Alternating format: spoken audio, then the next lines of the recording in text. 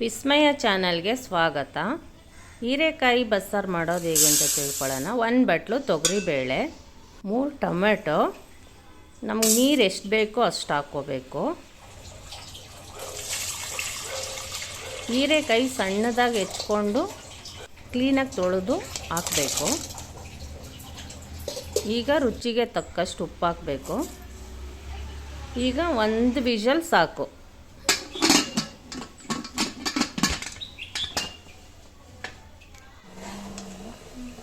ಹೀರೆಕಾಯಿ ಈಗ ಬೆಂದಿರೋ ಟೊಮೆಟೊ ತೆಕ್ಕೊಂಬಿಡ್ಬೇಕು.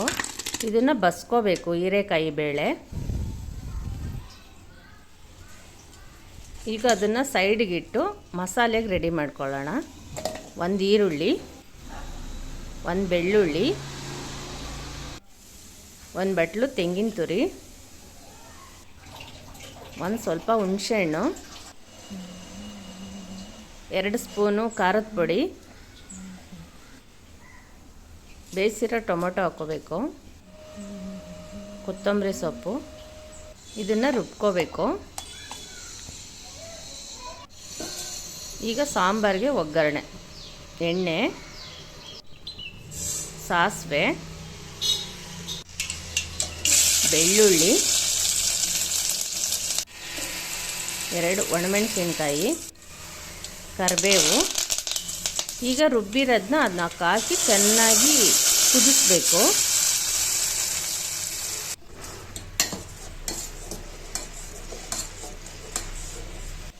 ನಾವು ಬಸ್ಕೊಂಡಿರ್ತೀವಲ್ಲ ಆ ನೀರನ್ನ ಇದ್ರೊಳಗೆ ಹಾಕಿ ಚೆನ್ನಾಗಿ ಕುದಿಯೋಕ್ಕೆ ಬಿಡಬೇಕು.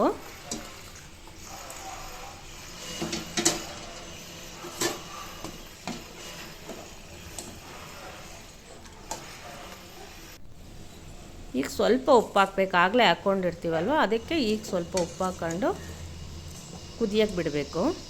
ಈಗ ಸಾಂಬಾರು ರೆಡಿಯಾಗಿದೆ, ಬಸ್ಸಾರು. ಈಗ ಪಲ್ಯ ಮಾಡ್ಕೊಳ್ಳೋಣ. ಎಣ್ಣೆ, ಸಾಸಿವೆ, ಮೆಣಸಿನ್ಕಾಯಿ 2, ಕರಿಬೇವು, ಈರುಳ್ಳಿ ಚೆನ್ನಾಗಿ ಫ್ರೈ ಆಗಬೇಕು.